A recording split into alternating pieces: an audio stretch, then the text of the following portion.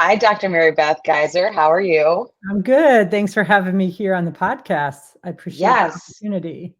I was so excited to meet you at AMP this year, and we had some great conversation. So I wanted to follow up and talk to you. So thank you for taking the time.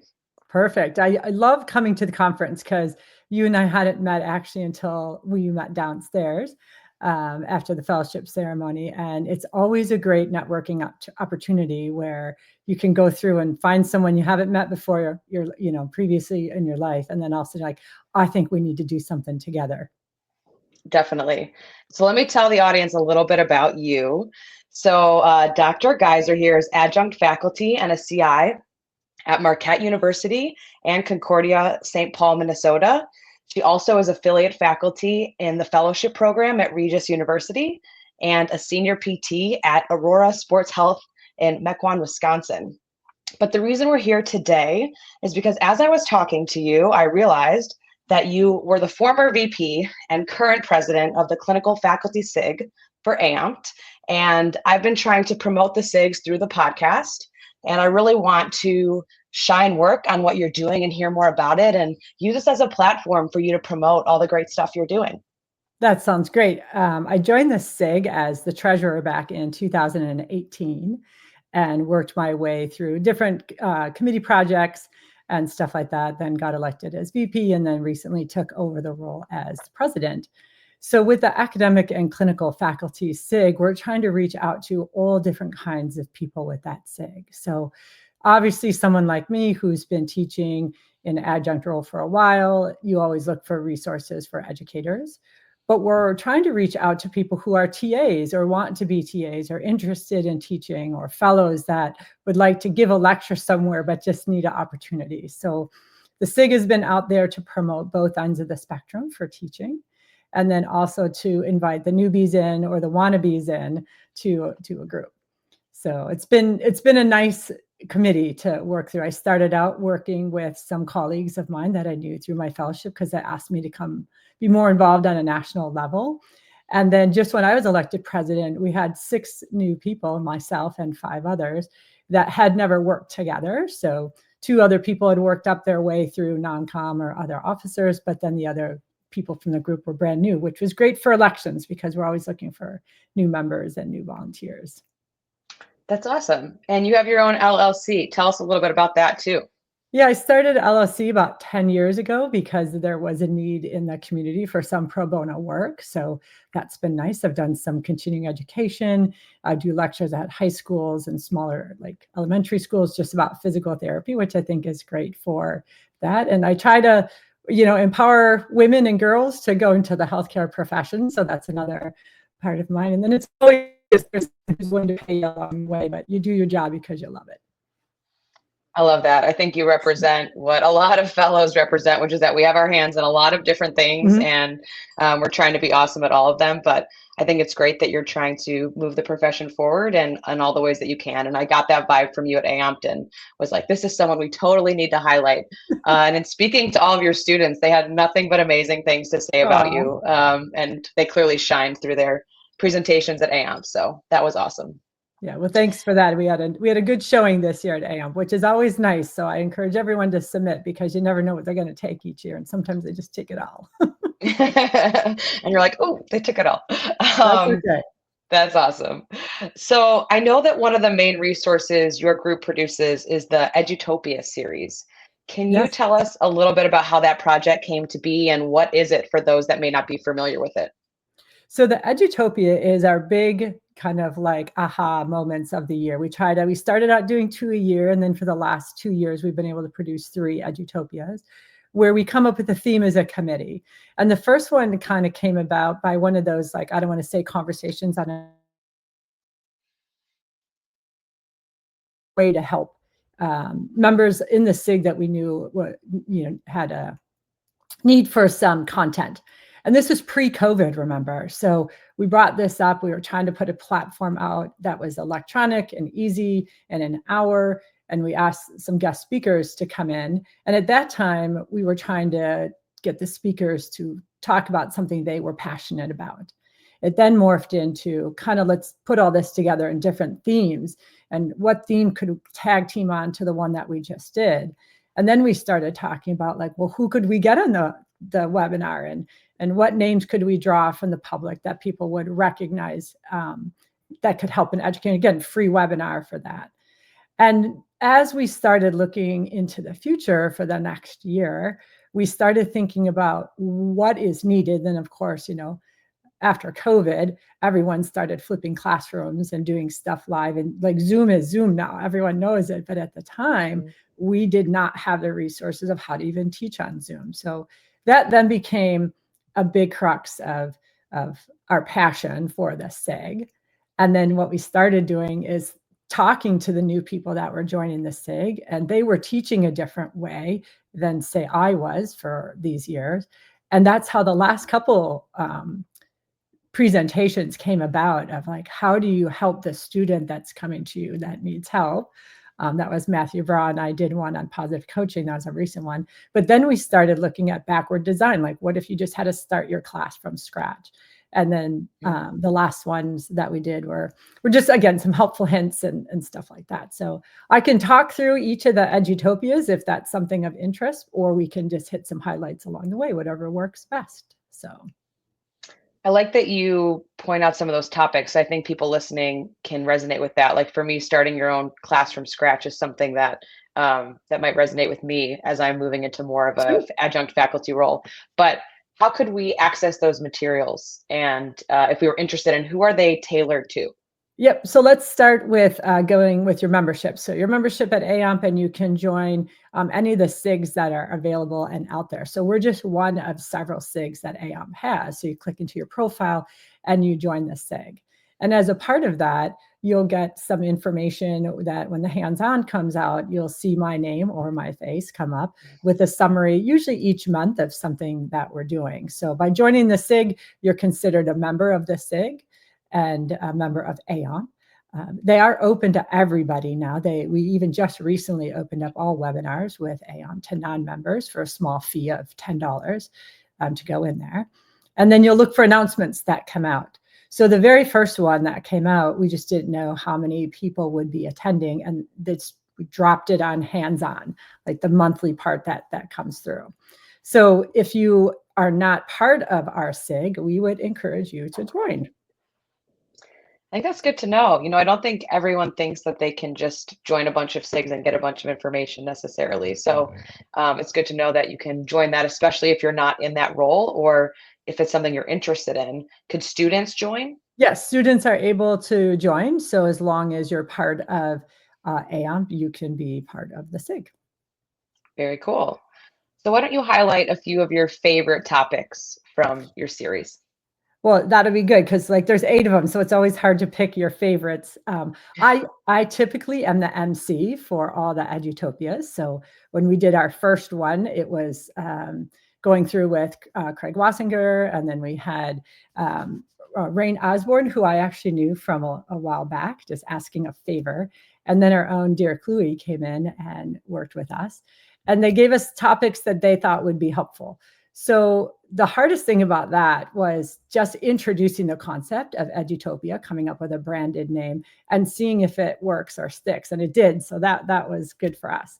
When we go through the next part, then it was talking through like remediation and mentoring, and some of the fellows that I'd worked with in my past were willing to share their experiences. So that was like our Edutopia 2. And we actually started putting the name or the brand or the topic all together. Well, then those 2 kind of took off, and we were like, okay, well, we need to come up with something that could be kind of big, right? So then all of a sudden down the road, I reach out to Chad Cook, and I'm like, Chad, I talk about your paper that talks about social determinants of health in class all the time. And I think this is one of those missed things that we don't teach students about. How do we interview them? Why does it matter? Where is the health disparity with these patients? So then he came in and went through and did his talk, and we based that off of him. And then he was able to bring along some of his cronies, which were also very nice for that Edutopia that we had. And then as we went through and started looking for different options of people and trying to bring that together, you can't talk about social determinants of health without bringing in cultural humility, right? So cultural humility and what that means and how do you teach that and why is that important was our next talk. And then Ira Gorman was my go-to because he and I have worked together through Regis. And I said, Ira, let's pull in some other people that you know that could help out. So when Ira came in and worked with us on that, he brought in Dawn Magnuson, and she was our kind of combined speaker. Chad Cook, when he came in, he brought Jennifer Reneker with him, and also Roy Film, and Roy Film is part of AOMP as well. So those two kind of brought together this part of education that people don't think about, right, when they go through those areas.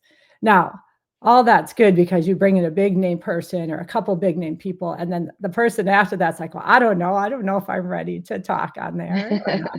So what we did with one of the other Edutopias was repurpose a talk that I helped with and worked with at AOMP, which was So You're Interested in Academics. And myself and Craig and Jody Young and another person went through and talked on what it took for us to get into academics. So I started out as a TA in a cardiopulmonary class, and I had that job for a while. And then that professor went out sick, and the person who was covering was exercise physiologist, and she came in limping to class just to cover. And on the way out, I was like, what's going on with that ankle of yours? And here she had torn her Achilles, not getting very good physical therapy. So with her and I talking, I ended up teaching in her class later that same semester. And then my career kind of spiraled from there.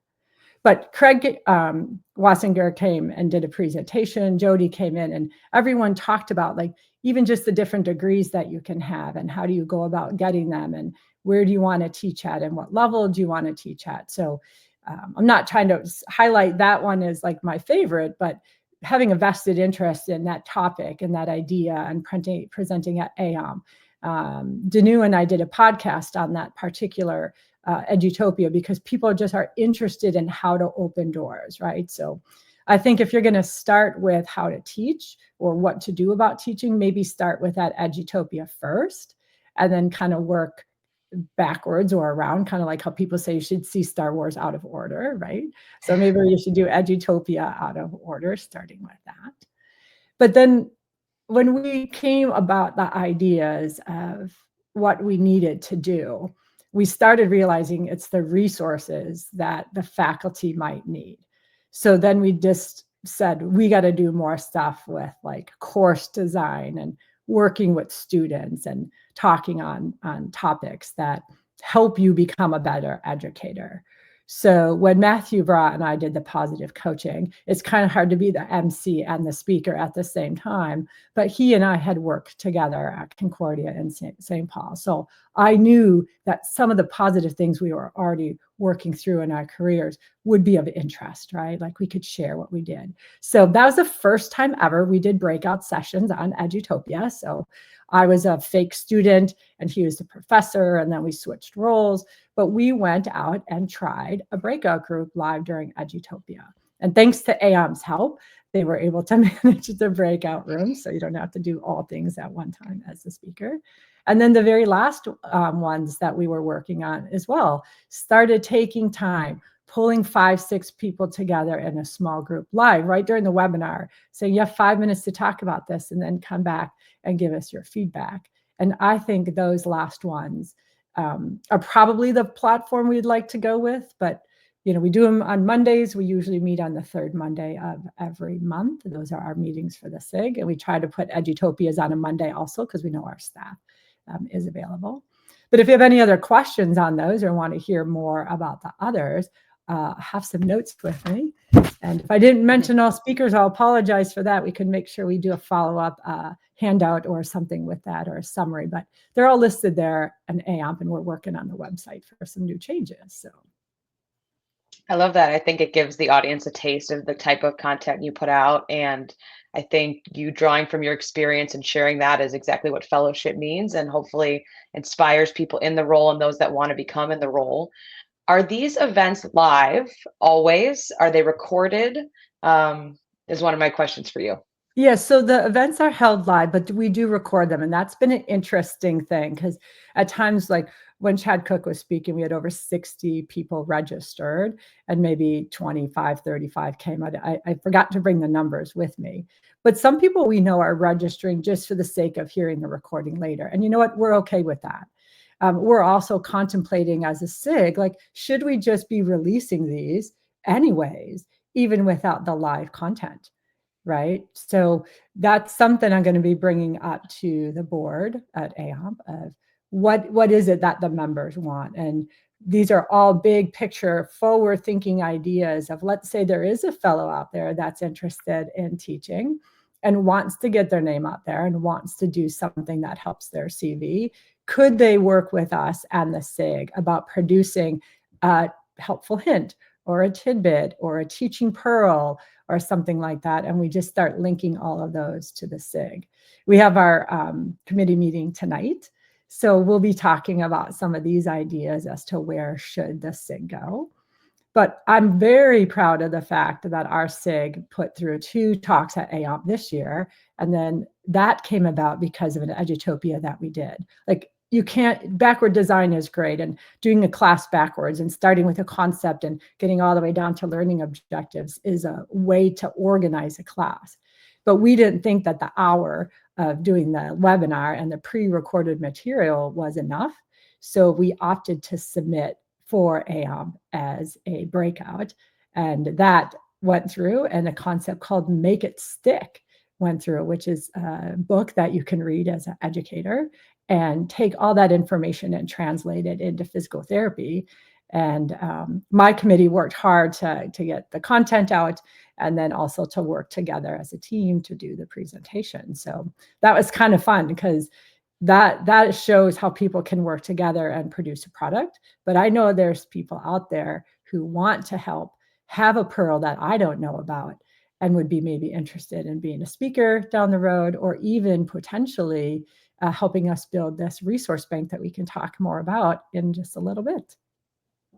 Yeah, definitely. I know one of the things you were trying to do is get more collaborators involved. And what is the SIG looking for besides obviously people to follow the content and to be engaged in that way? Are there other ways that the membership can support you in what the work that you're doing? Yeah, so one of the things that we're going to be trying to look forward to is, how do you survey your members, right? How do you find out from them what they need? Because a newbie academic person, like they got their PhD, they actually got a job, but they've never taught before, doesn't have a place to go. So when we created the Edutopia, we always have this pre-made material that is released ahead of time. And we're working on the best way to try to get that out there. Sometimes it's released early, sometimes it's just the week before, because all this is volunteer, even the speakers. No one is actually paid. So we're doing this all out of the goodness of our hearts, you know? But if someone is trying to figure out what to do, if you have pre-recorded material first, you can come to a live webinar and already be engaging, right? You don't have to learn everything cold from the start. So if we have somebody out there that is of interest and say, hey, by the way, Mary Beth, I find this to be a helpful way to run quizzes, or I think this is how I use Kahoot in the classroom. I've never used Kahoot until I started teaching up in Concordia St. Paul up in Minnesota. And we use Kahoot for all our reviews. And then we try to give prizes away for the top 3 winners of the Kahoot. And then some people just like that engagement. You can log in as, you know, yourself or a fun name, and then we try to figure out who the winner was at the end. So I think those are topics that people can bring to Edutopias in the future, or potentially a new concept of, should we just be doing some type of monthly tip that we release for those individuals? Now, if you're an experienced educator, you have the knowledge, you have the slides done, you have your successes and your failures. So even coming to the forefront and putting it out there, things that didn't work, I think are valuable pieces of information for educators. Like, I tried that. It failed badly. And this is why it failed badly. And here's how you can learn from my mistakes. We don't have that yet. Right. And I could attest to the times I wrote a lecture and it bombed. I could attest to the point where I took a contract and I did not really know all the details involved. And then you had to just fix it. You had to fix it midstream. And if you come across an ethical situation in the classroom, there's really not a lot of free resources out there on how to deal with that. And that's what's really cool about being a member of AMP. All the SIG content is free, right? And even if you don't have a chance to be there live with us, or Monday's not your favorite day, or that time of day, because we're trying to span it across all time frames, like even time zones. Like, that's been interesting. Like, do we do 5 o'clock Hawaii time or 5 o'clock Milwaukee time where I'm at, right? So with that free content, there's just so much potential. And even like these hands-on, hands-off, it's just a way to get information out there. And then that just makes the whole big picture better, in my opinion. It's almost like what we would teach our students from a clinical exam standpoint, you're doing from a education standpoint. Not just knowing what reps are good, but also knowing why that may not have been a good rep. And I love that. I feel like we need that. And oftentimes, at least from the colleagues that I know, they're building the plane as they're flying it because they get Yes. some position to start a new course. And it's like, hey, you're going to just start this course. And it's a really stressful position to be in for them. So these resources, I'm sure, are invaluable. Yeah, and I always tell people, one of the jobs I was always able to easily get is teaching electrotherapy and physical agents, because nobody wants to teach that class, right? So I've actually taught that coursework at 3 different universities, and I've been able to teach pain at a bunch of different universities, but it's been across the spectrum.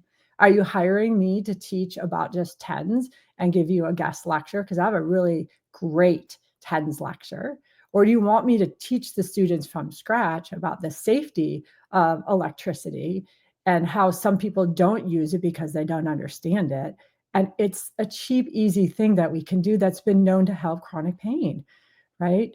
So from that aspect, is somebody who is knowledgeable in a content is great.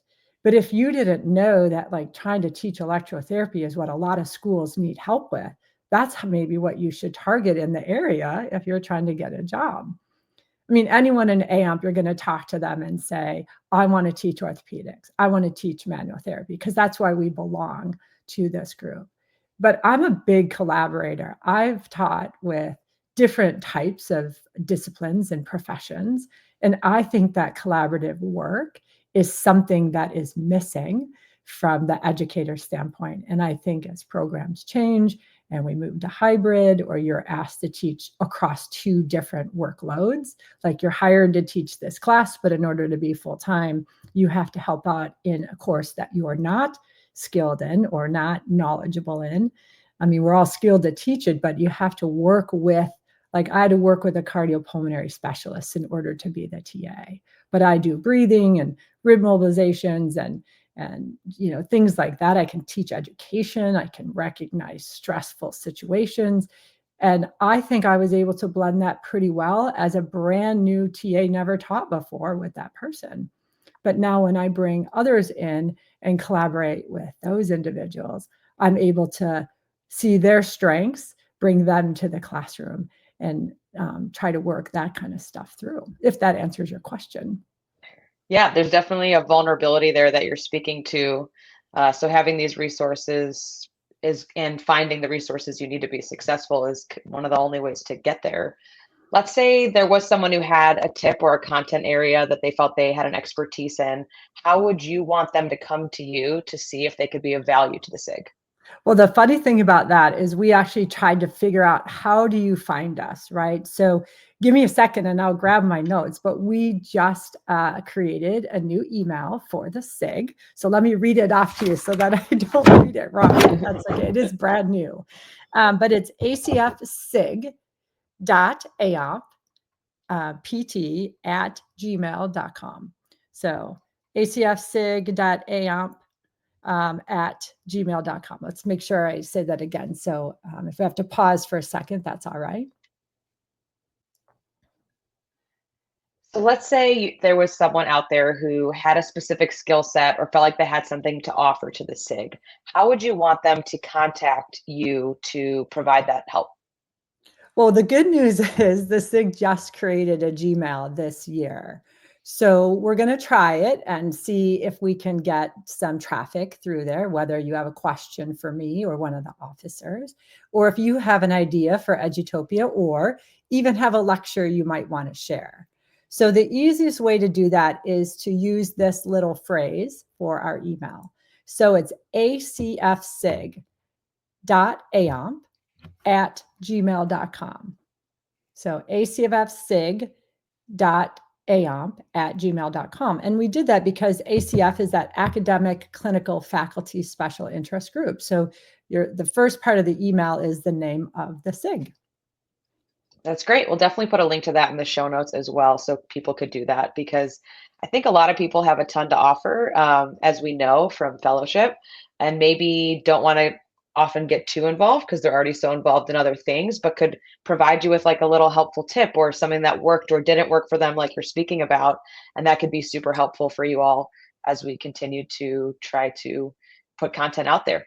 Yep. And one of the things we did during COVID at the time was try to create a very rapid resource bank. So, like, I was treasurer at the time. So, we were trying to create a bank of things. And that was a task for me to do. And we're in the process right now of just trying to look at how do we get even some of these old things back out to members, because times have changed since COVID. Storage has changed since COVID. Staff has changed across like our committee and across AOMP. So ask me in a year where we are. But if we have that ACFF SIG resource bank, it'll be released and it'll be open access, right? I'm hoping that we don't have to charge people for that. This would be a membership benefit if I had my dream.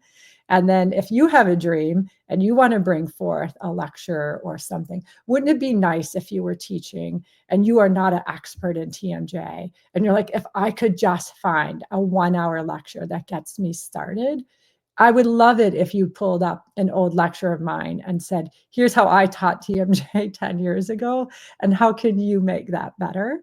And of course, we'd want to do the right thing and show students this was not my original platform, and give credit to the right person where credit is due, but say that you modified and morphed that. It's kind of like Creative Commons for the SIG, right? We're giving this away, we're letting you use it, feel free to modify it, but if you think you made it better, hey, maybe send it back. So that could be Definitely. something I think would be great. I have a TMJD lecture. I know we talked about this at conference, that Yeah. that's one of my specialty areas, and I would love for that content to be out there because I designed it in the way that I wished it was presented to me, and it takes so many years to understand the material in order to present it in a way that is in that manner. So I think that that would be totally helpful for people just starting out, as well as why do we all recreate the wheel on similar content? We should find who does it the greatest and continue to improve it and get that to as many students as possible. So I love that idea of a resource bank. Yeah, and I want all PTs to be good PTs, right? So if we could learn from each other, and I know you and I had a conversation just about moving education forward in the future, right? It's okay, I've created intellectual property for a lot of different schools now with all the places I've taught at. But sometimes it is frustrating to reinvent that wheel. And if there were ways that we could share free things, I'd want the general public to know what is the best way to treat your TMJ so you're not getting treatment that you shouldn't. I want everyone to know what is manual therapy. Why is a physical therapist skilled to do that? And if you get this, it's not manual therapy. And you should even be questioning the treatment that you're getting or seeking out someone like a fellow if you have that complicated case and you're trying to do that. So educators have to think about all of these things. So imagine the perfect world of a 3-level TMJ lecture. How do you reach the high school student to get them interested in that? Okay, in physical therapy. Then you create the lecture for the DPT students. How does that look different for the residents? And then what do you do for that postdoc fellow? right? It's the same joint, it's the same part moving just like mine. But we have to show that it needs to be educated across multiple different levels and be articulate and be correct and things like that. And that's kind of how I started with the pain world. Is I got to be a TA in a class. We started a program. She started the program from scratch. At the time, Marquette only was one of 4 schools that had a designated pain class. And this was, over a decade ago. Like, we've been teaching that class we taught that class together for quite some time. And she's there now morphing it into the next best thing. And we had labs before. That class doesn't have lab nows, but that content has expanded so much because of that. So I was able to take that pain content and bring it across other schools. But I would rather, like you said, have pain be taught correctly and give people the top 10 things that they should have, versus have somebody take what comes out internationally, interpret it what they think it is, and say, this is what it should be taught. So we have to think about, where's that fine line between what we can share and what you're proud of, and what you need to do for your business is fine. But there are also ways that I think we can meet in the middle and collaborate on something that can be shared and then made better by the next person who touches it. Definitely. I think that's very well said. Thank you so much for your time today. I think this was awesome. Is there anything else you want to say on behalf of the SIG or yourself personally to the audience? Yeah, I guess one of the things that I don't think people realize is being on the SIG is actually part of your scholarly work if you are an educator. So when you have to get a commitment to a university, and say 10% is scholarly work and 25% is your research and the other part is your teaching load, applying to a SIG for an officer position is really a nice way to say, this is my give back to the community. So what we've been doing with the SIG too is also recognizing exiting members via a certificate. So if you ever have to prove like that you were the volunteer, AMP worked with us last year to help someone justify their time for their OCS recertification. Having the time on the SIG counts for that as well. I like being on here because I did a lot of stuff at the state level before I moved up to doing things at AMP, which is at a national level. So if you need to be a new person and you're trying to get your cred bumped up, I would recommend looking at any of the SIGs at AMP, or of course join ours, and become a member, become a volunteer. I'd be happy to send you an email saying, thank you for contributing to the SIG and helping with this, so that if you ever have to back that up, we're here for you. We're here to show that you helped out. But being an officer, even helping on nominating committee, like, we need everybody that makes up this SIG to make this work. And like, shout out to all of the members that we have this particular year. So John Hike is our secretary. Christina Kuka is she's our VP. So her and I have been on this committee together. Dustin Barrett has been helping with the committee for quite some time. And then we have Nicole Windsor. She joined our committee and she'll be trailing off after this election cycle. And then Jake Arwick is with our committee. And now we have our new person, Caitlin Boyko, joining in. So if we could pause. Well, that's great. Thank you so much for sharing all of that. Is there anything else you'd like to tell us about your work with the SIG?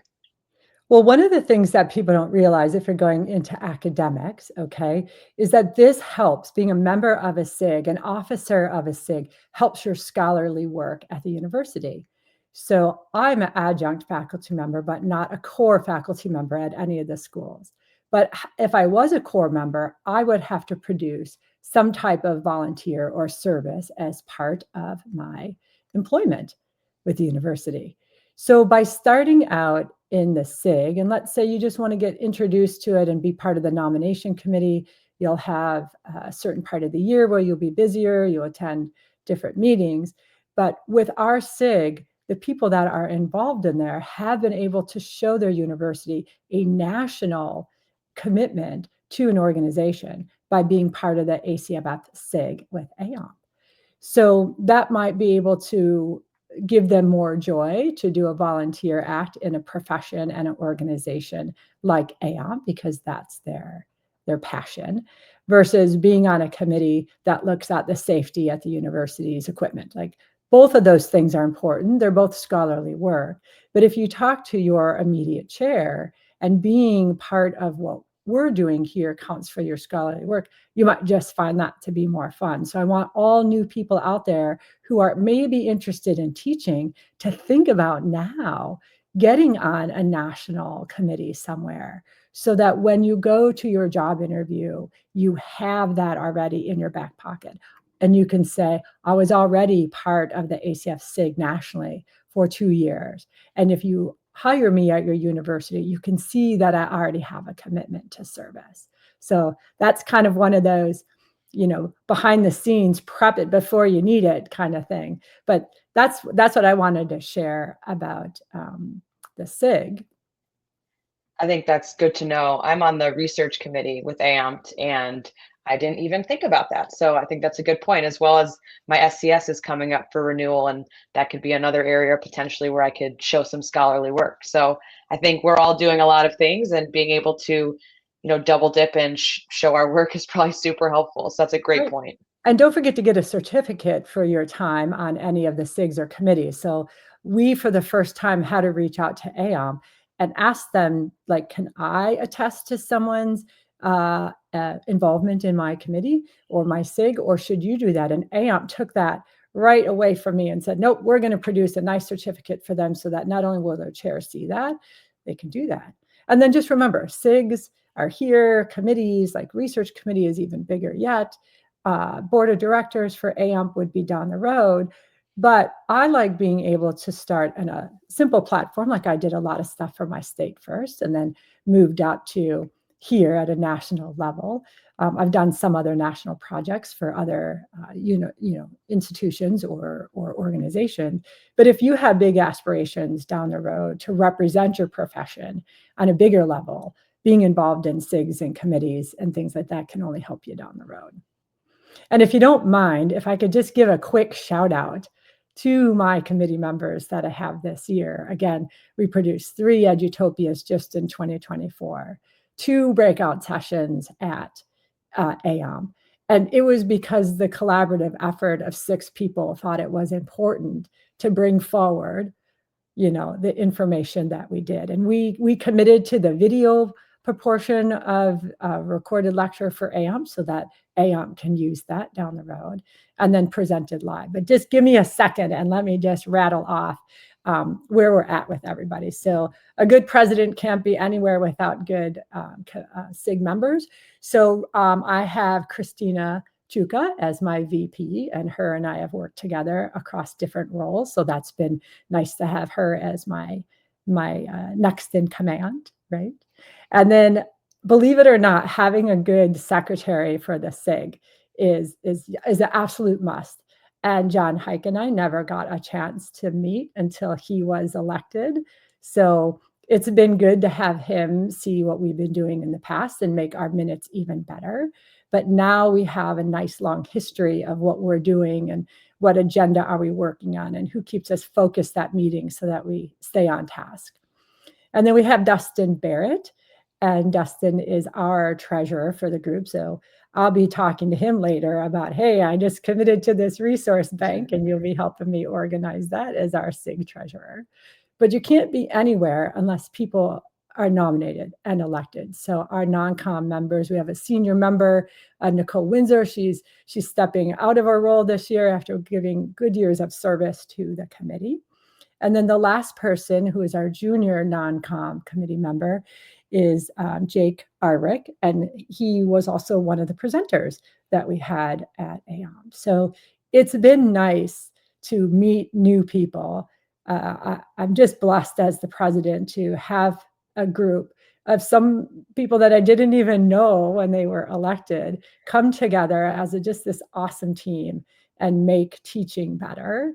And then take that whole concept of teaching and bring it all the way down to an orthopedic manual therapy level, because we need to teach that content as well. But chances are you're going to meet an educator who's taught something else other than manual therapy. And then just bringing all that to the forefront is just good for everyone. Well, Dr. Geiser, I really appreciate your time today and the effort on behalf of your SIG and all the names you just mentioned. I loved getting to know you at AMPT. I love talking to you now. I think this is great information for the membership. And I know that there's more people out there that probably want to and can support this. So I hope that the audience listening can hear that and reach out to you via the email that we'll post in the show notes so that they can help support the great work that you all are volunteering to do. And remember, if you meet me a year from now and you have, remembering this part of this podcast, like, please just still come up to me and say hello. It's not that you need to meet me now or work with me now, but we'll be chatting. We'll be doing stuff together. A few of you. So come find me. I look forward to it. Any last remarks that you want to say? Last remarks is I can't thank AMP enough for actually starting the podcast. I was able to be part of one in the past, as I had mentioned, with Danu, to just talk about a previous breakout session that we did. But the hands-on, hands-off, I think, is good for us. It's good for our future.